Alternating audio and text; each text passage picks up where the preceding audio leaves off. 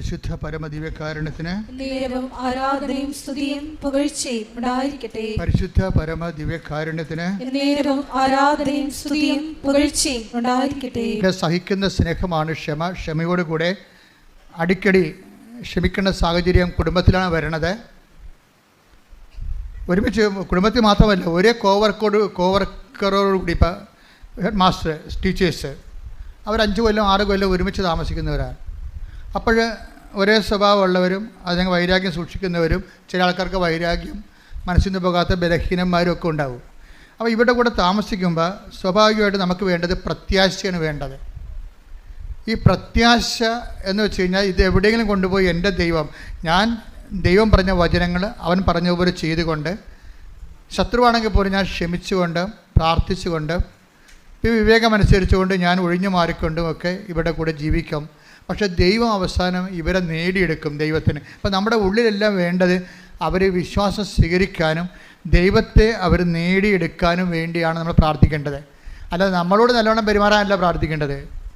നമ്മളെ വൈരാഗ്യത്തോടെയും മത്സരത്തോടെയും നമ്മുടെ തകർച്ചകൾ ആഗ്രഹിച്ചുകൊണ്ടിരിക്കുന്നവരെ നമ്മളോട് നല്ലവണ്ണം പെരുമാറാണ് നിങ്ങൾ പ്രാർത്ഥിക്കേണ്ടത്. അവിടെയാണ് കുഴപ്പം വന്നത്. അങ്ങനെയല്ല വേണ്ടത്.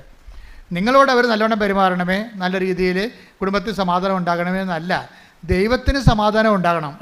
നിങ്ങളുടെ കുടുംബത്തിന് മാത്രം സമാധാനം ഉണ്ടായാൽ ഇത്രയും നാളുള്ള കുടുംബ പ്രാർത്ഥന കേൾക്കാതിരുന്നതിൻ്റെ കാരണം കുടുംബ സമാധാനത്തിന് വേണ്ടി പ്രാർത്ഥിച്ചിട്ടാണ്. എന്താ കാര്യം? ദൈവത്തിന് അവിടെ പങ്കെടുത്തത്.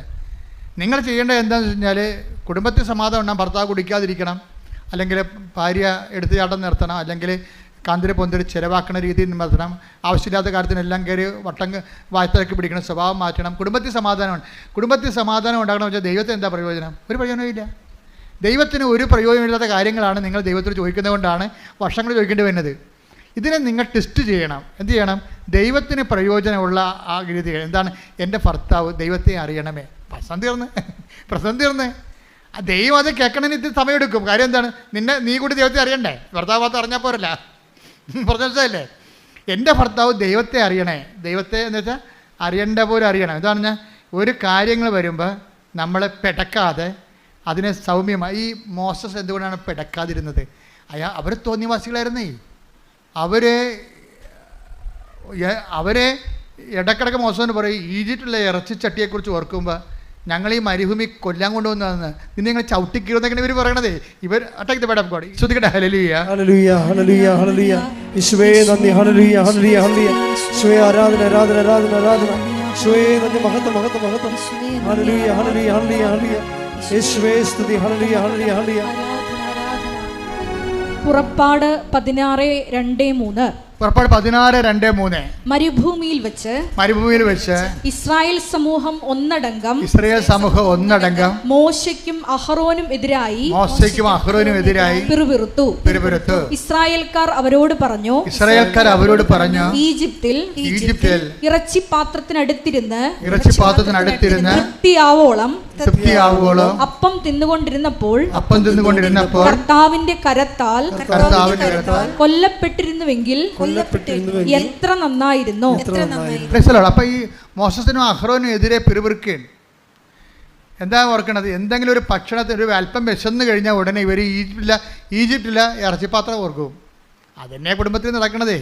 എന്തെങ്കിലും ഒരു പോരായ്മ വന്നു കഴിഞ്ഞാൽ നിങ്ങളുടെ പഴയ നല്ല കാര്യം നിങ്ങൾ ഓർക്കും. എന്തൊരു സമാധാനമായിരുന്നു, മര്യാദക്ക് ഭക്ഷണം കിട്ടുമായിരുന്നു, ഉറക്കം വരുമായിരുന്നു. ഇവിടെ മനുഷ്യന് 4 മണിക്ക് എഴുന്നേറ്റ് 11 മണിക്ക് കിടക്കാൻ പോകണം, എന്നിട്ടും മനുഷ്യനൊരു സമാധാനം ഇല്ല. ഇങ്ങനെ പഴയ കാര്യങ്ങൾ ഓർത്ത് പെയ്ത് പെറുക്കും. ഈ ഈജിപ്തുകാരൻ ചെയ്താൽ അത് ഇസ്രായേൽക്കാരൻ ചെയ്താൽ അത് തന്നെയാണ്. അവർക്ക് അല്പം വിശന്ന് കഴിഞ്ഞാൽ പണ്ടത്തെ കാര്യം ഓർക്കും. എന്താ ഞങ്ങളെ കൊണ്ട് അവിടെ ആക്കാൻ പറയും. ഇത് തന്നെയല്ലേ ഈ കാലത്തും പറയണം, എന്നെ കൊണ്ട് വീട്ടിയാക്കുന്നത്. അതന്നെ സംഭവം. അവർ പറയണത് അത് തന്നെയാണ്. അപ്പോൾ ഇതിനകത്ത് വരുമ്പോൾ മോസസിന് പ്രത്യേകത ഉണ്ട്. ഇവരെന്തെല്ലാം തലകുത്തി പറഞ്ഞാലും ഇവരുടെ മുഖത്ത് നോക്കിയിട്ട് ഒരിക്കലും ശപിക്കുകയൊന്നും ചെയ്യത്തില്ല. ശാന്തമായി നിൽക്കുകയുള്ളൂ. അതാണ് സൗമ്യത എന്ന് പറയുന്നത്. എന്താണ്?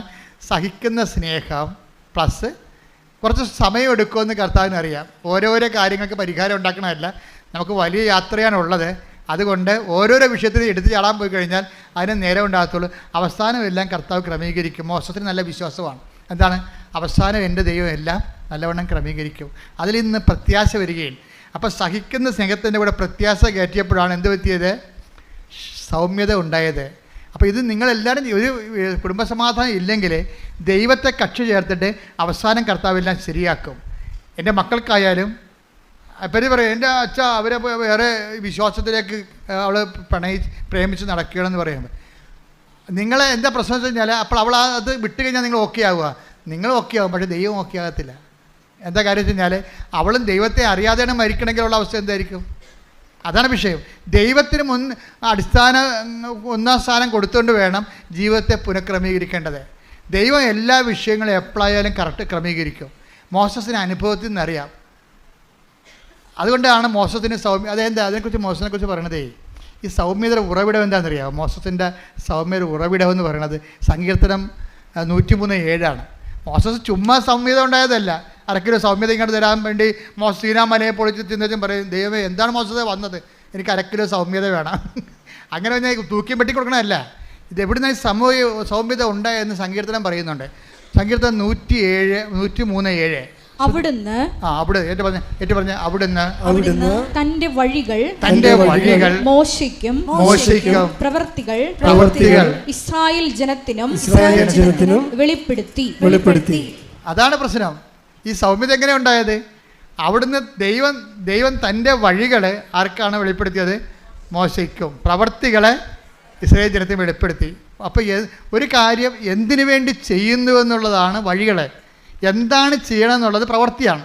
കല്മഴ പെയ്തു, അത് പ്രവൃത്തിയാണ്. അവന്മാരുടെ മുട്ടത്തലെ കാലക്കേട് വന്നവന് മുട്ട അടിച്ചപ്പോൾ കല്മഴ പെയ്തെന്ന് പറഞ്ഞ പോലെ അത് എന്താണ് തലേ വീണെന്ന് മാത്രമേ ഇസ്രായേൽ ജനത്തിന് അറിയത്തുള്ളൂ. അവരതുകൊണ്ട് തന്തയ്ക്ക് വിളിക്കും. പക്ഷേ മോശം തന്തയ്ക്ക് വിളിക്കത്തില്ല. എന്താ കാര്യം? എന്തിനാണ് ദൈവം അത് ചെയ്യണത്? എന്താ കാര്യം? തൻ്റെ ശക്തിയുടെ പ്രവൃത്തികളെ ഇസ്രായേലിന് കാണിക്കണതും ഫറവോയ്ക്ക് മാനസാന്തരം ഉണ്ടാകാനും ഫറവോയേക്കാൾ ശക്തനാണ് ദൈവം എന്ന് ബോധ്യപ്പെടുത്താൻ വേണ്ടിയാണ് ഒരേ അടയാളങ്ങളെ കാണിക്കണത്.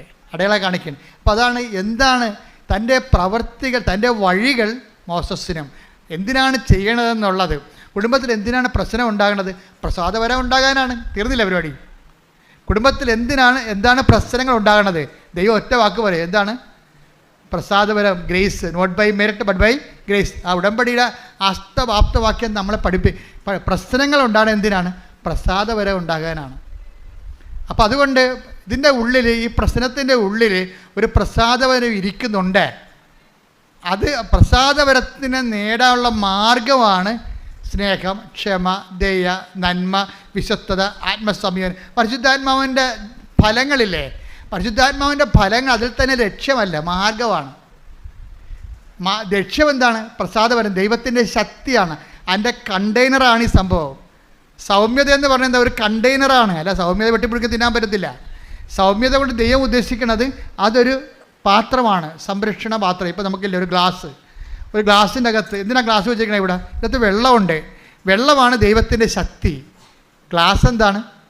നമ്മുടെ നേച്ചറാണ്. അതാണ് തിയോളജിയിൽ പറയുന്നത്, grace is built upon nature. അതായത് ഗ്രേസ്, കൃപാവരം ഒരു മനുഷ്യൻ്റെ പെരുമാറ്റത്തിന് അവൻ്റെ പ്രകൃതിയിലാണ് അടിസ്ഥാനപ്പെടുത്തിയിരിക്കുന്നത്. പ്രകൃതി ചേഞ്ച് ചെയ്യണം. ഉടമ്പടിയുടെ മെയിൻ സംഭവമാണ് പ്രകൃതി എന്ന് വെച്ചാൽ നമ്മുടെ, അതായത് ഒരു എടുത്തുചാട്ടക്കാരനും മുൻകോപിയും മത്സരവാസിയും പിശുക്കനും അതുപോലെ തന്നെ താന്തോന്നിയും അതുപോലെ തന്നെയുള്ള ആൾക്കാർക്ക് ഉടമ്പടിയിലേക്ക് അത് അവരുടെ കണ്ടെയ്നർ ചേഞ്ച് ചെയ്യണം. മനസ്സിലായില്ലേ? നിങ്ങളുടെ പെരുമാറ്റം ഇപ്പം നമുക്ക് പെരുമാറ്റം ചേഞ്ച് ചെയ്തുകൊണ്ട് പ്രത്യേകിച്ച് ദൈവത്തിന് പ്രയോജനമൊന്നുമില്ല. ദൈവം പെരുമാറ്റം എന്ന് പറയുമ്പോൾ സ്നേഹം, ക്ഷമ, പരിശുദ്ധാത്മാവിൻ്റെ ഫലങ്ങളാണ്. അതെന്താണ്? ദാനങ്ങളെ സംരക്ഷിക്കാനാണ് ഫലങ്ങളുള്ളത്. പരിശുദ്ധാത്മാവിൻ്റെ ദാനങ്ങളിലെ വിശ്വാസമൊക്കെ ഉണ്ട്. ഈ വിശ്വാസമുണ്ട്, സ്നേഹം തന്നെ, സ്നേഹം ഫലവുമാണ്, അതേസമയം ഇതിന് ദാനവുമാണ്. അപ്പോൾ ഇത് എല്ലാം ഇതിൻ്റെ ഉള്ളിലൂടെ വരണേ എന്താണ്? ദൈവത്തിൻ്റെ ശക്തി എന്ന് പറഞ്ഞ കൃപയാണ്. അപ്പോൾ നിങ്ങൾക്കൊരു പ്രശ്നം ഉണ്ടായാൽ കൃപയാർജിക്കാൻ ദൈവത്തിൻ്റെ ക്രമീകരണം ഉണ്ടായെന്നതിൻ്റെ അർത്ഥം. ഒരു കിളി കൂട് കൂട്ടുന്നോ? കൂട് കൂട്ടാൻ പോയെന്നതിൻ്റെ അർത്ഥം മുട്ടയിടാൻ പോകണമെന്നതിൻ്റെ അർത്ഥം അല്ല. കൂടും കൂട്ടിയിട്ട് നമ്മുടെ അവിടെ കിളിയുടെ പേരും എഴുതി ഒക്കെ ആൾക്കാരെ കാണിക്കാനല്ല കൂട് കൂട്ടണത്. എന്തിനാണ്? മുട്ടയിടാനാണ്. നിങ്ങൾക്ക് സൗമ്യത തന്നു കഴിഞ്ഞാൽ അതിൻ്റെ അർത്ഥം പരിശുദ്ധാത്മാവിനെ തരാൻ വേണ്ടി ദൈവം ഒരുക്കുന്നു നിങ്ങളെ എന്നതിൻ്റെ അർത്ഥം. ക്ലിയർ അല്ലേ പോയിൻ്റ്? നിങ്ങൾക്ക് സൗമ്യത വന്നു കഴിഞ്ഞാൽ. അപ്പോൾ ഇത് മോശത്തിനെ സംബന്ധിച്ചുള്ളത് എന്താണ്? ഈ ജനം ഭയങ്കര തട്ടിയിട്ടും തന്തൊക്കെ വിളിച്ചിട്ടും തോന്നിവാസം കാണിച്ചിട്ടും മോശസ് സൗമ്യമായി നിൽക്കുകയുള്ളൂ. ക്ഷമിക്കുന്ന സ്നേഹത്തിൻ്റെ കൂടെ പ്രത്യാശയും. ഏതറ്റം വരെ ക്ഷമിക്കാൻ പുള്ളി തയ്യാറാണ്. റെക്കർ ചെയ്ത് ക്ഷമിക്കും പുള്ളി. അതിനാണ് സൗമ്യത എന്ന് പറയുന്നത്. റെക്കറിങ് ആയിട്ടുള്ള ഫൊർഗീവ്നെസ് ആയിട്ടാണ് നമുക്ക് സൗമ്യത എന്ന് പറയണത്. പക്ഷേ ഇതിൻ്റെ ബേസ്മെൻ്റ് എല്ലാം ദൈവസ്നേഹമാണ്. ദൈവത്തിനെ അടിസ്ഥാനപ്പെടുത്തിക്കൊണ്ടാണ് ഈ സ്നേഹം കാണിക്കുന്നത്. ഇപ്പോൾ എന്താ പ്രശ്നം വെച്ച് കഴിഞ്ഞാൽ, നിങ്ങൾക്ക് ഒരു സൗമ്യത കാണിക്കാൻ പറ്റാത്ത ഒരു സാഹചര്യമാണ് വ്യക്തിയെങ്കിൽ നിങ്ങൾ അവരെ ജയിക്കാനാണ് നോക്കുന്നത്. ദൈവം നോക്കുന്നത് നിങ്ങളെ ജയിക്കാൻ വേണ്ടിയാണ് ദൈവം ഉദ്ദേശിക്കുന്നത്. നിങ്ങളുടെ ഭർത്താവിൻ്റെ ഫറവോൻ്റെ ഹൃദയം കഠിനമാക്കി. ആര് കഠിനമാക്കിയെന്നാ? ഫറവോൻ്റെ വൈഫാണ് കഠിനമാക്കിയത്, അല്ല ദൈവം. അപ്പം നിൻ്റെ ഭർത്താവോ ഭാര്യയോ ഹൃദയം കഠിനമാക്കിയാൽ ദൈവത്തിനകത്തൊരു പങ്കുണ്ടെന്ന് നീ മനസ്സിലാക്കണം. ആരെങ്കിലും ഹൃദയം കഠിനമാക്കുന്നുണ്ട്, അപ്പം നീ വെയിറ്റ് ചെയ്യണം. കർത്താവിന് എന്തോ വിഷയം ഇതിനകത്തുണ്ട്, അതുകൊണ്ട് ഞാൻ ഇതിൻ്റെ അന്ത്യം കണ്ടിട്ട് കർത്താവിനെയും കൊണ്ടേ പോകത്തുള്ളൂ. എന്നാ ഞാനിത് അന്ത്യം കണ്ട് എൻ്റെ കർത്താവിനെയും കൊണ്ടേ പോകത്തുള്ളൂ എന്ന് തീരുമാനിക്കണം. പ്രാർത്ഥിക്കുക. കർത്താവായ ദൈവമേ, ഉടമ്പടിയുടെ ഞാൻ ആവഹിക്കേണ്ട ദൈവിക ശക്തിയെ ആവഹിക്കുന്നതിന് ആവശ്യമായ പാത്രമായ ഈ പാത്രം എന്ന് പറയുന്നത് എന്താ പറയുക, കണ്ടെയ്നർ എന്ന് പറയുമ്പോഴേ അവൻ എനിക്ക് ക്രിസ്തുവിനെ വഹിക്കുന്ന പാത്രമാകുമെന്നാണ് പറഞ്ഞിരിക്കുന്നത്. കുതിരപ്പുറത്തുനിന്ന് അങ്ങനെ തള്ളിയിട്ടില്ലേ? ആരെയാ കുതിരപ്പുറം തള്ളിയിട്ടത്? ടിപ്പു സുൽത്താനെ, മാതാവേ. പൗലോസ് അപ്പോസ്തലനെ തള്ളിയിട്ടപ്പോഴേ അനന്യാസ് എന്താ പറഞ്ഞത്? അനന്യാസിൻ്റെ അടുത്ത് എന്ന് പറയുമ്പോൾ പറയണത്, ഇവൻ നമ്മുടെ ആൾക്കാരെ കൊന്നു നടക്കുന്ന പാർട്ടിയാണല്ലോ ദൈവം എന്ന് പറയും. അവൻ എന്തായിരിക്കും? അവൻ എനിക്ക് പാത്രമായിരിക്കും എന്നാണ് പറയണത്. അല്ല, അവനെനിക്ക് പാത്രം. ഏട്ടേക്ക് ഇവിടെ ശ്രദ്ധിക്കട്ടെ. ഹല്ലേലൂയ, ഹല്ലേലൂയ, ഹല്ലേലൂയ, ഹല്ലേലൂയ, ഹല്ലേലൂയ. യേശുവേ നന്ദി, ഹല്ലേലൂയ, ഹല്ലേലൂയ, ഹല്ലേലൂയ. യേശുവേ ആരാധന, ആരാധന, ആരാധന, ആരാധന. യേശുവേ നന്ദി, മഹത്വം, മഹത്വം, മഹത്വം. Hallelujah, hallelujah. ആരാധന, ആരാധന യേശുവേ, ആരാധന, ആരാധന, ആരാധന യേശുവേ, ആരാധന, ആരാധന, ആരാധന സ്നേഹ, ആരാധന, ആരാധന, ആരാധന സ്നേഹ, ആരാധന. അപ്പോസ്തല പ്രവർത്തനങ്ങൾ 9:15. അപ്പോസ്തല പ്രവർത്തനം 9:15. കർത്താവ് അവനോട് പറഞ്ഞു, നീ പോവുക, വിജാതീയരുടെയും രാജാക്കന്മാരുടെയും ഇസ്രായേൽ മക്കളുടെയും മുമ്പിൽ എന്റെ നാമം വഹിക്കാൻ തിരഞ്ഞെടുക്കപ്പെട്ട പാത്രമാണ് അവൻ. അപ്പോൾ ഈ കണ്ടെയ്നറിൽ തിരഞ്ഞെടുക്കണത് എന്താണ്? ഈ സൗമ്യത, സ്നേഹം, ക്ഷമ, ദയ, നന്മ, വിശ്വസ്തത, ആത്മസംയമനം. അതിൽ എന്താണ് വഹിക്കേണ്ടത്? ക്രിസ്തുവിൻ്റെ നാമമാണ് വഹിക്കേണ്ടത്. അതിന് നമ്മൾ കൃപയെന്ന് പറയും. കൃപയുടെ തൽഭവമോ തത്സമമോ ആണ് ക്രിസ്തുവിൻ്റെ ദ നെയിം ഓഫ് ജീസസ്. അതുകൊണ്ടാണ് ഞാൻ നിങ്ങൾ പറഞ്ഞത്, കർത്താവിൻ്റെ ഉന്നതമായ നാമത്തിൽ, സഭയുടെ അധികാരത്തിൽ, കുരിശിൻ്റെ അടയാളത്തിൽ, ദൈവത്തിൻ്റെ ശക്തിയാൽ, യേശുക്രിസ്തു നാമത്തിൽ നീ സൗഖ്യം പ്രാപിക്കട്ടെ. അപ്പം നാമമാണ് ക്രിസ്തു. കൈമാറ്റത്തിന് കർത്താവ് നിന്നെ ഒരു വിശ്വാസി എന്ന് പ്രേക്ഷിതമായിട്ട് ഉയർത്തുമ്പോൾ സ്വാഭാവികമായിട്ടും നിനക്ക് വേണ്ടത് കർത്താവിൻ്റെ നാമമാണ് വേണ്ടത്. അപ്പം നീ പ്രാർത്ഥിക്കേണ്ട ഇതാണ്, ഉടമ്പടിയിലൂടെ പ്രാർത്ഥിച്ച കർത്താവേ, ഉടമ്പടിയിലൂടെ വിശുദ്ധ പൗലോസിനെ പോലെ അങ്ങയുടെ നാമം വഹിക്കുന്ന പാത്രമാകാൻ എനിക്ക് മോശയെ പോലെ സൗമ്യതയും സ്നേഹവും ക്ഷമയും എളിമയും ആത്മസംയമനവും നൽകണമേ.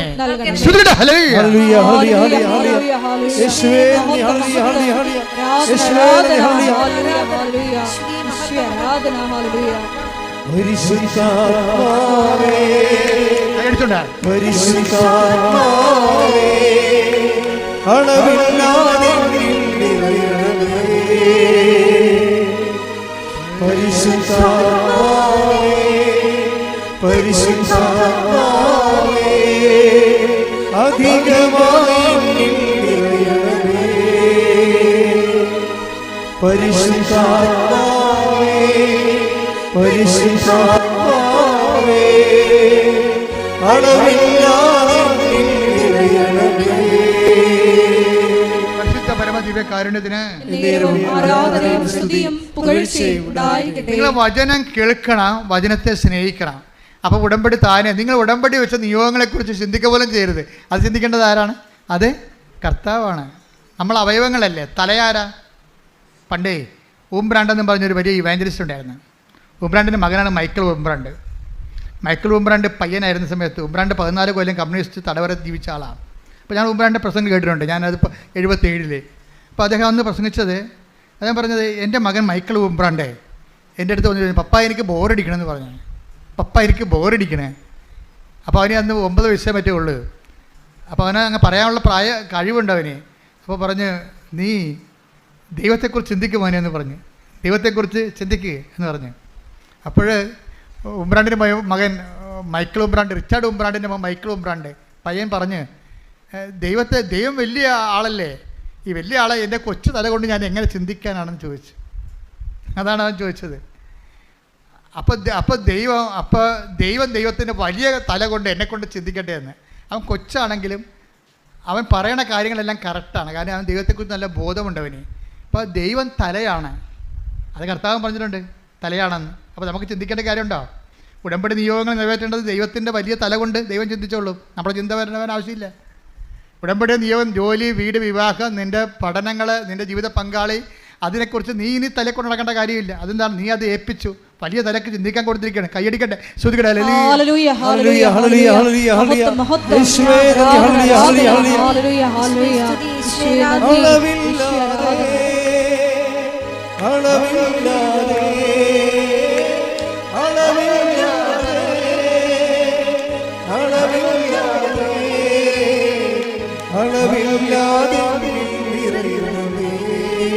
സന്തോഷത്തോടെ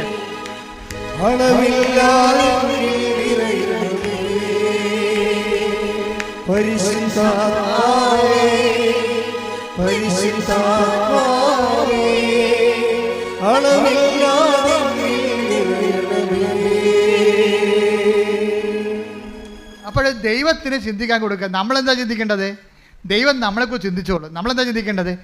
ദൈവത്തെക്കുറിച്ച് ചിന്തിക്കണം. ദൈവത്തിന് എങ്ങനെയാണ് ദൈവം ഉൾക്കൊള്ളുന്നൊരു പാത്രമായി ഞാൻ എങ്ങനെ മാറണമെന്ന് ചിന്തിക്കണം. അതിനുവേണ്ടി ദൈവം എന്താ എൻ്റെ ജീവിതത്തിൽ ചെയ്യണത്? പ്രസാദവരം ലഭിക്കാൻ വേണ്ടി പ്രശ്നങ്ങളെ ഉണ്ടായിക്കൊണ്ടിരിക്കും. പറവോൻ്റെ ഹൃദയം കഠിനമാക്കിക്കൊണ്ടിരിക്കും. പറവന് 9 ധ്യാനമാണ് കൊടുത്തത്. ആ പന്നി ഒന്നും മനസ്സിലാക്കിയില്ല. 9 പ്രാവശ്യം ധ്യാനിപ്പിച്ച് മോസസ് പോയിട്ട് അടിയൊക്കെ പിടിച്ച് ധ്യാനിപ്പിച്ചത്. ഏറ്റവും വലിയ ധ്യാനഗുരുവാണ് മോസസ്. 9 പ്രാവശ്യമാണ് ധ്യാനിപ്പിച്ചത്, ഒന്നും ഏറ്റില്ല. അവൻ കഠിനമായി. ആ വെള്ളത്തിൽ മുങ്ങി ചത്ത് അവൻ്റെ ആൾക്കാരും. മോസസ് അതിനെക്കുറിച്ച് വേറെ സങ്കീർത്തനം എഴുതി. കാരണം ഞാൻ 9 പ്രാവശ്യം ധ്യാനിപ്പിച്ചവനാണ്. അവൻ്റെ ഹൃദയം കഠിനമാക്കിക്കൊണ്ടിരുന്നു. അപ്പോൾ ദൈവം കഠിനമാക്കുമ്പോൾ ഓർക്കുക, കൈവിട്ട കളിയാണത്. സൂത്രമാണ്. നിങ്ങൾക്കത് അനുദപിക്കാൻ പറ്റണില്ല, തെറ്റായ തീരുമാനത്തെ പിന്മാറാൻ പറ്റണില്ല എന്ന് വെച്ച് കഴിഞ്ഞാൽ നിങ്ങൾക്ക് പിന്മാറാൻ പറ്റുന്നില്ല എന്നല്ല, ദൈവം കൈവിട്ടോ എന്ന് നിങ്ങൾ അനുദപിച്ച് നോക്കണം. ശ്രദ്ധിക്കണം. ഹല്ലേലൂയ.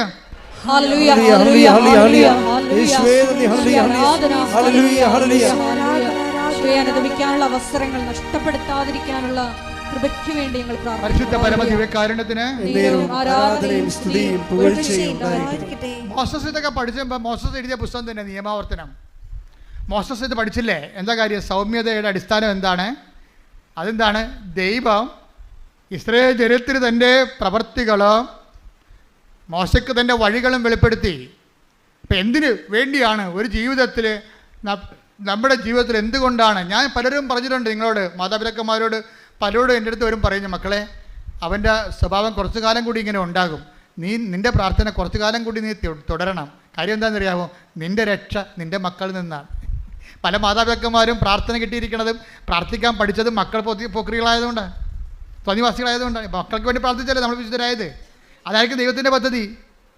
അതായത് നമ്മളുടെ ചില സാഹചര്യങ്ങൾ, നിങ്ങളുടെ നാത്തൂനായാലും അയൽവാസിയായാലും നിങ്ങൾക്ക് ചിന്തിക്കാൻ പറ്റാത്ത രീതിയിലാണ് അവർ ചിന്തിക്കണത്. നിങ്ങൾ ചിന്തിക്കുന്ന കാര്യങ്ങളൊന്നും നേരെ കടകവിരുദ്ധമായിരിക്കും അവർ ചിന്തിക്കണത്. നിങ്ങൾ നന്മയായിട്ട് വേണ്ടി ചിന്തിക്കും, അവരതിൻ്റെ തിന്മ കണ്ടെത്തും അതിൻ്റെ അകത്ത്. അപ്പോൾ ദൈവമേ ഇതൊക്കെ ഇത്രയും ജാതികൾ ഭൂമിയിലുണ്ടല്ല എന്നൊക്കെ പറഞ്ഞ് തലയെ പിടിച്ച് നിങ്ങൾ തന്നെത്താൻ പ്രാഗിട്ട് കാര്യമൊന്നുമില്ല. അവർക്ക് വേണ്ടി പ്രാർത്ഥിച്ചുകൊണ്ട് അവർ വഴി ദൈവം നിങ്ങളെ വിശുദ്ധീകരിക്കുകയാണ്. അവിശ്വാസിയായ ഭാര്യ ഭർത്താവ് മുഖേന take the bed of God. 1 കൊരിന്തോസ് 7:14 എന്തെന്നാൽ അവിശ്വാസിയായ ഭർത്താവ് ഭാര്യ മുഖേനയും അവിശ്വാസിനിയായ ഭാര്യ ഭർത്താവ് മുഖേനയും വിശുദ്ധീകരിക്കപ്പെടുന്നു. അപ്പൊ എപ്പോഴും വിശുദ്ധീകരിക്കപ്പെടുന്ന അവിശ്വാസികളെ കൊണ്ടാണ്. ദൈവത്തെ വിശ്വസിക്കാത്തവരും പ്രാർത്ഥിക്കാത്തവരും കൊണ്ട് അവർ കാണിക്കുന്ന കാട്ടായം കോപ്രായം കൊണ്ടാണ് നമ്മൾ പ്രാർത്ഥിച്ച് നമ്മൾ വിശുദ്ധീകരിക്കണത്. മനസ്സിലായില്ലേ? അതുകൊണ്ട് എന്ത് ചെയ്യാൻ? സൗമ്യത ഉണ്ടാകണം, സത്യം അറിയണം. സത്യം നിങ്ങളെ സ്വതന്ത്ര. അവിശ്വാസികളെ, ആ വീട്ടിൽ തന്നെയുള്ള അവിശ്വാസികളായ അയൽവാസികളെ അവിശ്വാസികളായ നിങ്ങളെ വേദനിപ്പിക്കുന്നവരെ ആശീർവദിക്കുക മാത്രമേ ചെയ്യാവുന്ന സെന്റ് പോൾ പറയുന്നുണ്ട്. ഹല്ലേലൂയ ഹല്ലേലൂയ ഹല്ലേലൂയ ഹല്ലേലൂയ യേശുവേ നന്ദി. ഹല്ലേലൂയ ഹല്ലേലൂയ. ഓ ദിവ്യകാരുണ്യമേ സ്നേഹമേ നന്ദിയായിരം സ്തോത്രമേ. ഓ ദിവ്യകാരുണ്യമേ സ്നേഹമേ നന്ദിയായിരം സ്തോത്രമേ. യേശുവേ ആരാധന ആരാധന ആരാധന. യേശുവേ നന്ദി. മഹത്വം മഹത്വം മഹത്വം. ഹല്ലേലൂയ ഹല്ലേലൂയ ഹല്ലേലൂയ ഹല്ലേലൂയ ഹല്ലേലൂയ. യേശുവേ നന്ദി നന്ദി നന്ദി. ഹല്ലേലൂയ ഹല്ലേലൂയ ഹല്ലേലൂയ ഹല്ലേലൂയ. യേശുവേ ആരാധന. പരിശുദ്ധ പരമദിവ്യകാരുണ്യത്തിന് നേരവും ആരാധനയും സ്തുതിയും പുകഴ്ചയും. അപ്പോൾ പലപ്പോഴും നമ്മുടെ വിശുദ്ധീകരണം സംഭവിക്കുന്നത് ദൈവത്തെ അംഗീകരിക്കുകയോ പ്രാർത്ഥിക്കുകയോ ഇല്ലാതെ അവിശ്വാസത്തിൻ്റെ അക്ഷരങ്ങൾ കാണിക്കുന്നവരാണ്. അപ്പം നമ്മൾ ടാർഗറ്റ് ചെയ്യണത് എന്താണ്? അവർ ദൈവത്തെ അറിയാൻ ഇടയാക്കണമെന്നാണ് പ്രാർത്ഥിക്കേണ്ടത്. മനസ്സിലായ? അവർ മാനസാന്തരപ്പെടുക എന്നുള്ളതല്ലേ. എന്നിട്ട് നിങ്ങൾക്ക് സമാധാനം ഉണ്ടാകുക എന്നല്ല. പണ്ടൊരു കൂട്ടുകാരൻ എന്നോട് പറയുമായിരുന്നു, എൻ്റെ അച്ഛാ ലോകം അവസാനിക്കണം, ഞാനൊരു വേലനും മാത്രമാകണമെന്ന്. തമാശ പറഞ്ഞാണ്. ലോകം അവസാനിക്കണം, ഞാനൊരു വേലനും മാത്രമാകണം. എന്തിനാണ് അത് തെങ്ങക്കാര് കയറുമെന്ന് എന്ന് പറയണ പോലെയാണ് ആൾക്കാർ പറഞ്ഞത്. നമുക്ക് മാത്രം സമാധാനം ഉണ്ടാകണം. അങ്ങനെ പ്രാർത്ഥിച്ചാൽ വിജയിക്കത്തില്ല. എന്താ വിജയിക്കാത്തതിൻ്റെ കാരണം? അവർ ദൈവത്തെ കണ്ടെത്താൻ വേണ്ടി നമ്മൾ പ്രാർത്ഥിക്കണം. ഒന്ന് പ്രാർത്ഥിച്ച കർത്താവായ ദൈവമേ, എനിക്ക് അലോസരം ഉണ്ടാക്കുന്നവരെ, എന്നെ അലട്ടുന്നവരെ, എന്റെ സമാധാനം കെടുത്തുന്നവരെ അങ്ങയെ കണ്ടെത്തി ജീവിക്കുവാൻ ഇടയാക്കണമേ. അപ്പൊ ഇതാണ് ഉടമ്പടിയുടെ ഒരു പെരുമാറ്റക്രമങ്ങൾ എന്നൊക്കെ പറയണത്. ഇത് മോശസിന് അറിയാവുന്നതുകൊണ്ട് മോശസ് എന്തെല്ലാം വിഷയം ഉണ്ടായാലും പാത്രമാണ് താനെന്നും ആ സൗമ്യതയോടുകൂടി ദൈവത്തിൻ്റെ ലക്ഷ്യങ്ങൾ വരെ ആ മനുഷ്യന് ഈ സൗമ്യത കീപ്പ് ചെയ്യും. എന്താ മോശസ് എഴുതിയ ഒരു പുസ്തകത്തിലെ മോശസ് ഇത് എഴുതി വെച്ചിട്ടുണ്ട്. നമ്മൾ നിയമാവർത്തനം എടുത്തേ 8:3 എടുത്തേ. ശ്രുതികട ഹല്ലേലൂയ ആരാധന ആരാധന ആരാധന. ഹല്ലേലൂയ ഹല്ലേലൂയ ഹല്ലേലൂയ ഹല്ലേലൂയ ഹല്ലേലൂയ ഹല്ലേലൂയ. നിയമാവർത്തനം 8:3 അവിടുന്ന് നിങ്ങളെ എളിമപ്പെടുത്തുകയും. അത് കണ്ട മരുഭൂമിയിലൂടെ വന്ന സംഭവമാണ്. എന്താണ് പറഞ്ഞ? അവിടുന്ന് നിങ്ങളെ എളിമപ്പെടുത്തുകയും വിശപ്പറിയാൻ വിടുകയും നിങ്ങൾക്കും നിങ്ങളുടെ പിതാക്കന്മാർക്കും അപരിചിതമായിരുന്ന മന്ന കൊണ്ട് നിങ്ങളെ സംതൃപ്തരാക്കുകയും ചെയ്തത് അപ്പം കൊണ്ട് മാത്രമല്ല കർത്താവിന്റെ നാവിൽ നിന്ന് പുറപ്പെടുന്ന ഓരോ വാക്കുകൊണ്ടുമാണ് മനുഷ്യൻ ജീവിക്കുന്നതെന്ന് നിങ്ങൾക്ക് മനസ്സിലാക്കി തരാൻ വേണ്ടിയാണ്. അപ്പൊ ഈജിപ്തിലൂടെ ഇറച്ചിച്ചട്ടയെക്കുറിച്ച് ഓർക്കുമ്പോൾ ഞങ്ങൾക്ക് സങ്കടം വരുന്നു. ഞങ്ങളിവിടെ ഈ മരുഭൂമി കൊണ്ട് ഞങ്ങളെ മരിക്കാനാണ് കൊണ്ടുവന്നെന്ന് ഇവർ ചോദിക്കണത്. അപ്പോൾ മോശസ് എന്താ സൗമ്യനായിട്ട് അവർ നോക്കും. അവരോടൊന്നും പറയത്തില്ല. എന്താ കാര്യം? മോശസിന് ഇതറിയാം. എന്താണ്? ഇപ്പം മരുഭൂമിയിലൂടെ നയിക്കപ്പെടുകയാണ്, വിശപ്പറിയാൻ വിട്ടിരിക്കുകയാണ്. അതെന്തിനാണ്? ഒരു കാര്യത്തിന് വേണ്ടിയാണ്. എന്തിനാണത്? മനുഷ്യൻ ഇറച്ചി കൊണ്ട് മാത്രമല്ല ജീവിക്കണത്, അപ്പം കൊണ്ട് മാത്രമല്ല ജീവിക്കണത്. പിന്നെ എന്താണ്? ദൈവത്തിൻ്റെ വായിൽ നിന്ന് വീഴുന്ന ഓരോ വചനം കൊണ്ട് കൂടിയാണ്. ഈ വചനമാണ് ഇനി 10 കൽപ്പനയായിട്ട് മോശസിന് കൊടുക്കാൻ പോണത്. അപ്പോൾ മോശസിന് കൊടുക്കാൻ പോണ കൽപ്പനയെക്കുറിച്ച് he was so conscious about and meditated over it already meditated. ആ മെഡിറ്റേഷൻ്റെ കാലത്താണ് ഈ സൗമ്യത വരണത്. ദൈവം തൻ്റെ ജീവിതത്തിൽ പ്രവർത്തിക്കാൻ പോകുന്ന വൻ കാര്യങ്ങളെ ഓർക്കുമ്പോൾ അയാൾക്ക് സൗമ്യത വരണതാണ്. എന്താണ്? ഇവർ ഇറച്ചിച്ചട്ടിയും വെക്കൊക്കെ പറഞ്ഞാൽ മോശസ് അതിൻ്റെ പുറകെ തുള്ളത്തില്ല. തുള്ളാതെ ആ മനുഷ്യൻ സൗമ്യതയോടെ നിൽക്കും. എന്താണ് ഈ മരുഭൂമിയിലൂടെ ഇപ്പം നയിച്ചുകൊണ്ടിരിക്കുന്ന നിയമാവർത്തനം 8:3 അനുസരിച്ചുകൊണ്ട് അതെന്തിനാണ് മരുഭൂമിയിലൂടെ അയച്ചത്? നിങ്ങളെ എളിമപ്പെടുത്താനും. ഇവരെല്ലാ അഹങ്കാരികളും തോന്നിവാസികളുമായിരുന്നേ. നമ്മൾക്ക് ദൈവത്തിന് പ്രവർത്തിക്കാൻ പറ്റുന്ന ഒരു നേച്ചറ്, കൃപ ആർജിക്കാൻ പറ്റിയ ഒരു സിറ്റുവേഷൻസ്, സ്വഭാവം, പെരുമാറ്റക്രമം നമ്മൾ ഉണ്ടാക്കിയെടുക്കാൻ വേണ്ടിയുള്ള ദൈവത്തിൻ്റെ സ്നേഹത്തിൻ്റെ സമ്മർദ്ദങ്ങളാണ് പലപ്പോഴും സഹനത്തിൻ്റെ സാഹചര്യമായിട്ട് വരുന്നതെന്ന് ഞാൻ നിങ്ങളോട് പണ്ടേ പറഞ്ഞിട്ടുണ്ട്. ഇതാണ് സത്യം. ഈ സത്യം നമ്മൾ അറിയുകയും, കർത്താവ് എന്താ പറഞ്ഞത്? ഇതുപോലെ ഒത്തിരി സത്യങ്ങളുണ്ട്. ദൈവത്തിൻ്റെ ലക്ഷ്യം എന്താണ്, ദൈവത്തിൻ്റെ മനസ്സെന്താണ്, ഒരു വിഷയത്തെക്കുറിച്ചുള്ള ദൈവത്തിൻ്റെ മനോഗതി എന്താണ്, അതാണ് സത്യം. അപ്പോൾ എന്ത് പറ്റും? നിങ്ങൾ സ്വതന്ത്ര 8:32 എടുത്ത് യോഹന്നാൻ 8:32 നിങ്ങൾ സത്യം അറിയുകയും നിങ്ങൾ സത്യം അറിയുകയും സത്യം നിങ്ങളെ സ്വതന്ത്രരാക്കുകയും ചെയ്യും. അപ്പൊ സ്വതന്ത്രരാക്കുക എന്നുള്ള വാക്ക് പൊതുവായിട്ട് ഉപയോഗിച്ചിരിക്കുകയാണ്. സത്യം നിങ്ങളെ സൗമ്യതാക്കി. മോസസ് എന്ത് സത്യം പറഞ്ഞു? സങ്കീർത്തനം 107:3 അനുസരിച്ചുകൊണ്ട് 103:7 അനുസരിച്ചുകൊണ്ട് മോസസ് ദൈവമായ കർത്താവ് മോസസിന് തൻ്റെ വഴികൾ പറഞ്ഞു കൊടുത്തപ്പോൾ സത്യം അറിഞ്ഞു. മോസസ് എന്ത് ചെയ്ത്? മോസസ് 12:3 അനുസരിച്ചുകൊണ്ട് സൗമ്യനായി. അതാണ് 8:32 ഈശോ പറഞ്ഞത്, നിങ്ങൾ സത്യം അറിയുകയും സത്യം നിങ്ങളെ സൗമ്യതയുള്ളവരാക്കുകയും ചെയ്യും. സത്യം നിങ്ങളെ സ്വതന്ത്രരാക്കുകയും ചെയ്യും. കേട്ടോ, അതിന് വചനത്തെ കണക്ഷൻ പോകണ്ടില്ലേ? അപ്പോഴേ എന്താ ചെയ്യണത്? ഓരോ വിഷയത്തിനും നമുക്ക് സൗമ്യത ഉണ്ടാകും, ക്ഷമയുണ്ടെന്ന് പറഞ്ഞു കഴിഞ്ഞാൽ ക്രിസ്തുവുമായിട്ട് അതിന് ബന്ധമുണ്ടാകുന്ന ഒരു നിർബന്ധവും ഇല്ല. അത് നിങ്ങളുടെ മാനുഷികമായ പ്രകൃതിയായിരിക്കാം. പക്ഷേ പരിശുദ്ധ അമ്മ നിറവേറ്റുന്ന ഒരു സൗമ്യത എന്ന് പറയുന്നത് സുവിശേഷ വിഹിതമാണ്. നിങ്ങൾ സൗമ്യത കാണിച്ചാൽ ആ സൗമ്യത നിങ്ങളുടെ അപ്പന്മാരുടെ കാലത്ത് ശാന്തപ്രകൃതിയുള്ളവരായിരിക്കും. ഗാന്ധിക്ക് എന്താ കുഴപ്പം? ഗാന്ധിക്ക് എന്താ? ലോകത്തിലെ ഏറ്റവും സൗമ്യനായ മനുഷ്യൻ ഗാന്ധിയാണെന്ന് ഞാൻ പറയത്തുള്ളൂ. അടി കൊണ്ടിട്ടും ആ മനുഷ്യൻ്റെ അങ്ങനെ ചവിട്ടിയില്ലേ സൗത്ത് ആഫ്രിക്കയിൽ വെച്ച്, അതും സൗമ്യതയാണ്. പക്ഷേ അതും സുവിശേഷ സൗമ്യതയും തമ്മിൽ വ്യത്യാസമുണ്ട്. എന്താ കാര്യം? അത് ഒരു മനുഷ്യൻ്റെ സ്വാഭാവികമായ പച്ചക്കറിയൊക്കെ തിന്ന് കഴിയുമ്പോൾ ഇറച്ചിയൊന്നും തന്നെ കഴിക്കുമ്പോൾ ശരീരത്തിൽ തണുപ്പുള്ള ആൾക്കാർക്ക് സ്വാഭാവികമായ സൗമ്യതയുണ്ട്. അതൊന്നും കൃപയൊന്നുമല്ല. സൗമ്യത എന്ന് പറയുന്നത് ഒരു ദൈവം ഒരു വ്യക്തിയുടെ ജീവിതത്തിൽ പ്രവർത്തിക്കുമ്പോൾ വഴികളറിയണം. ദൈവം വരപ്രസാദം നിറക്കാനും ദൈവം എന്നിൽ വസിക്കാനും വേണ്ടിയാണ് ദൈവം എൻ്റെ പെരുമാറ്റത്തെ ക്രമീകരിച്ചുകൊണ്ട് ദൈവം ആത്മാവിൻ്റെ ദാനങ്ങൾ നൽകിക്കൊണ്ട് ഫലങ്ങൾ നൽകിക്കൊണ്ട് എന്നെ സൗമ്യനാക്കുന്നത്. അപ്പം ഞാൻ എന്ത് ചെയ്യും? ഇതാണ് ദൈവത്തെ ലക്ഷ്യമെങ്കിൽ ദൈവത്തിന് എന്നെക്കുറിച്ചുള്ള ലക്ഷ്യമാണ് ദൈവത്തിൻ്റെ സത്യം. മനസ്സിലായില്ലേ? എന്താണ് സത്യം എന്ന് ചോദിച്ചപ്പോൾ പിലാത്തോസ് ചോദിച്ചത്, യേശു മിണ്ടിയില്ല.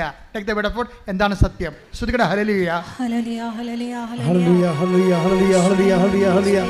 യേശുവേ നന്ദി, യേശുവേ സ്തുതി. ഹല്ലേലൂയ ഹല്ലേലൂയ ഹല്ലേലൂയ ഹല്ലേലൂയ ഹല്ലേലൂയ. യേശുവേ ആരാധന ആരാധന ആരാധന ആരാധന.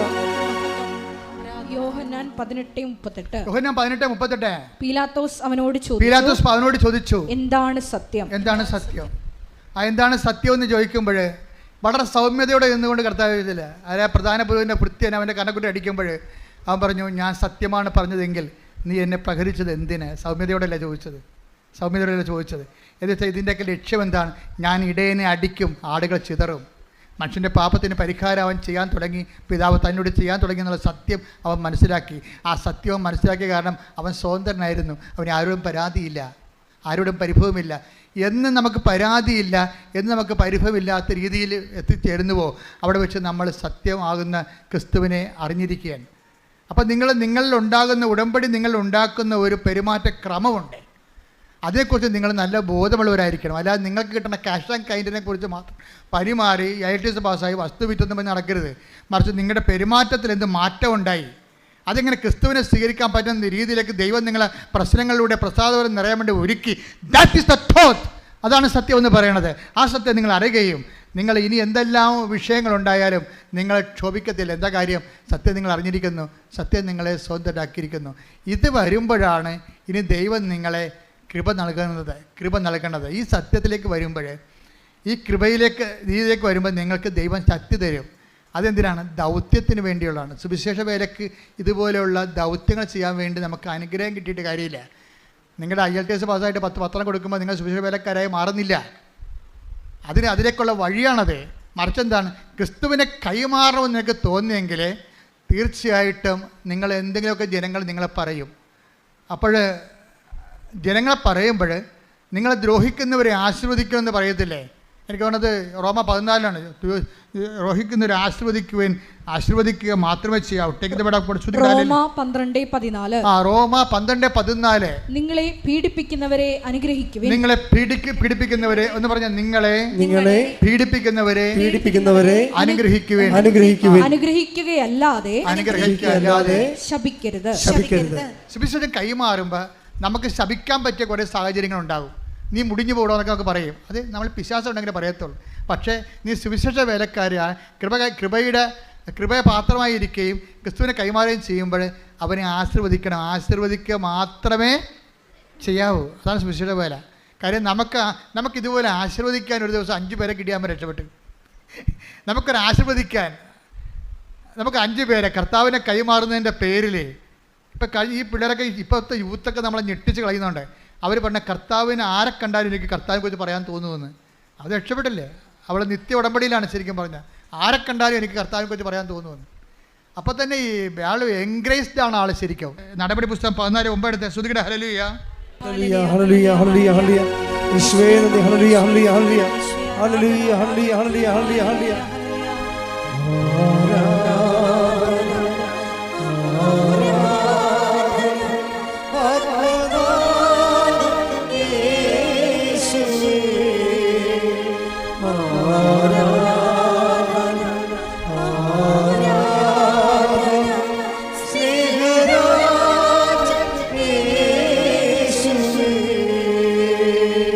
അപ്പോസ്തല പ്രവർത്തനങ്ങൾ 14:9. പൗലോസ് പ്രസംഗിക്കുന്നത് അവൻ കേട്ടു. പൗലോസ് അവനെ സൂക്ഷിച്ചു നോക്കി. സൗഖ്യം പ്രാപിക്കാൻ തക്ക വിശ്വാസം അവനുണ്ടെന്ന് കണ്ട് പൗലോസ് ഉച്ചത്തിൽ പറഞ്ഞു, എഴുന്നേറ്റ് കാലുറപ്പിച്ച് നിൽക്കുക. അവൻ ചാടി എഴുന്നേറ്റ് നടന്നു. അതെന്താ പ്രശ്നം എന്ന് വെച്ച് കഴിഞ്ഞാൽ നമ്മൾ ഇപ്പോഴ് വിശ്വാസ കൈമാറ്റത്തിൻ്റെയൊക്കെ വരികയാണ്. 14:26 എടുത്ത് അന്ത്യോക്യയിൽ വെച്ചാണ് അവിടെ നിന്ന് അന്ത്യോക്യയിലേക്ക് കപ്പൽ കയറി. തങ്ങൾ നിർവഹിച്ച ദൗത്യത്തിന് ആവശ്യമായിരുന്ന ദൈവകൃപയ്ക്ക് അവർ ഭരമേൽപ്പിക്കപ്പെട്ടത് അവിടെ വെച്ചാണല്ലോ. ദൗത്യത്തിനാണ് കൃപ. മനസ്സിലായില്ലേ? അല്ല IELTS പാസ്സാകാനും അതുപോലെ തന്നെ വസ്തുവിക്കാനും ഭാഗവടപടി അടക്കാനും വരാൻ അനുഗ്രഹം മതി. അത് യൂസാന്തരം, അത് കഴിയുമ്പോൾ തീർന്ന്. പക്ഷെ നമുക്ക് തീരാത്ത സംഭവം എന്താണ്? കൃപയാണ്. ഗലാത്യർ 6:19 എടുത്ത് ശ്രുതികട ഹല്ലേലൂയ ഹല്ലേലൂയ ഹല്ലേലൂയ യേശുവേ നന്ദി. ഹല്ലേലൂയ ഹല്ലേലൂയ ഹല്ലേലൂയ ഹല്ലേലൂയ ഹല്ലേലൂയ ഹല്ലേലൂയ ഗലാത്യ 6:18. നമ്മുടെ കർത്താവായ യേശുക്രിസ്തുവിന്റെ കൃപ നമ്മുടെ കർത്താവായ യേശുക്രിസ്തുവിന്റെ കൃപ നിങ്ങളുടെ ആത്മാവിനോട് കൂടെ ഉണ്ടായിരിക്കട്ടെ. അപ്പൊ കൃപ എവിടെ ഉണ്ടാകണത്? ആത്മാവിന്റെ കൂടെയാണ്, ശരീരത്തിന്റെ കൂടെ അല്ല. നമ്മുടെ ബ്ലെസ്സിങ്സ് എവിടെ ഉണ്ടാകുന്നത്? ശരീരത്തിൻ്റെ കൂടെയാണ്. വീട്, ജോലി, വിവാഹം, രോഗസൗഖ്യം, ഈ ശരീരത്തിന് പറ്റുന്ന കാര്യങ്ങളാണ്. അത് കഴിയുമ്പോൾ കുറച്ച് പോകും, അത് നഷ്ടപ്പെടും. പക്ഷേ ആത്മാവിൻ്റെ കൂടെ ഉള്ളത് നിത്യജീവന് വേണ്ടി കരയേറ്റും. അതുകൊണ്ട് നമുക്ക് ആവശ്യമായ എന്താണ്? ഉടമ്പടി പുതുക്കി വരുമ്പോഴേ ഇപ്പോഴേ എന്താണ് മരതക നിറം വന്നിട്ടുണ്ട്. എന്താണ്? ഇന്ദ്രനീല നിറം അത് വരുന്നുണ്ട്. ഉടമ്പടി അതായത് സിൽവർ ഗ്രേ കഴിഞ്ഞാൽ പിന്നെ ഇന്ദ്രനീലത്തേക്ക് വരുമ്പോൾ എന്താണ് വരണത്? കൃപയിൽ നിറഞ്ഞു നിൽക്കേണ്ട വ്യക്തികളായിരിക്കണം. അതാണ് അച്ഛൻ അങ്ങനെ പറഞ്ഞത്. ചില ആൾക്കാർക്ക് ഉടമ്പടി ചില പുതുക്കണ്ട എന്ന് പറഞ്ഞതിൻ്റെ കാര്യം, ചിലർ പുതുക്കി കഴിയുമ്പോൾ അവരിപ്പോഴും പണ്ടത്തെ കാര്യം തന്നെ പറഞ്ഞുകൊണ്ടിരിക്കണം. അവർക്ക് സുവിശേഷത്തെക്കുറിച്ചോ യേശുവിനെക്കുറിച്ചോ ഒരു കാഴ്ചപ്പാടും ഇല്ല. കാര്യം ഒരു കൃപ നിറഞ്ഞു കഴിഞ്ഞാൽ പിന്നെ കർത്താവിനെ കൈമാറുന്നതിന് വേണ്ടി അവർ ജീവിതം ഒഴിഞ്ഞു വെക്കും. മറ്റെല്ലാം കർത്താവ് നോക്കിക്കൊള്ളൂ എന്നവർ ചിന്തിക്കുന്നവരുണ്ട്. അപ്പം അതുകൊണ്ട് തന്നെയാണ് ഈ ദൗത്യം ഏറ്റെടുത്ത നമുക്ക് ലഭിക്കണത് എന്താണ്? കൃപയാണ് ലഭിക്കണത്. അപ്പോൾ ഒരു വിഷയം ഇത്തിരി ലാഗ് ചെയ്ത് പോയി കഴിഞ്ഞാൽ ദൈവം നിന്നെ തള്ളി കൊണ്ടുപോയി അനുഗ്രഹത്തിൽ നിന്ന് കൃപയിലേക്ക് കൊണ്ടുപോവുകയാണെന്ന്, അതാണ് സത്യമെന്ന് അറിഞ്ഞിട്ട് സത്യം നീ സ്വതന്ത്രമാകണം. നടക്കണില്ലല്ല 3 തിരി കത്തിച്ചല്ല 10 തിരി കത്തിച്ചല്ല എന്ന് പറഞ്ഞുകൊണ്ടിരുന്ന് ദൈവത്തിൻ്റെ മുമ്പിൽ ഒന്ന് ഇടിച്ചിപ്പോൾ വെള്ളം ഉണ്ടാക്കുകയല്ല ചെയ്യണത്. കർത്താവ് എന്നെ ദൗത്യത്തിന് വേണ്ടി തിരഞ്ഞെടുത്തിരിക്കുന്നു, എന്നെ സുവിശേഷ വേലക്കായി നീക്കി വെക്കുന്നു, എനിക്ക് അനുഗ്രഹത്തെക്കാൾ കൂടുതൽ അനുഗ്രഹത്തോടൊപ്പം കൃപയും തരാൻ പോകുന്നു എന്നുള്ളതാണ് ഉടമ്പട്ട സത്യം. ആ സത്യം അറിഞ്ഞ് നീ സ്വതന്ത്രമാകണമെന്നാണ് കർത്താവ് ആഗ്രഹിക്കുന്നത്. കൈയടിച്ച് കർത്താവ് സ്തുതിയുടെ ഹല്ലേലൂയ ഹല്ലേലൂയ ഹല്ലേലൂയ ഹല്ലേലൂയ ഹല്ലേലൂയ യേശുവേ നന്ദി. ഹല്ലേലൂയ ഹല്ലേലൂയ ഹല്ലേലൂയ ഹല്ലേലൂയ ഹല്ലേലൂയ ഹല്ലേലൂയ നന്ദി യേശുവേ ആരാധന. ഹല്ലേലൂയ കൃപമതിയേ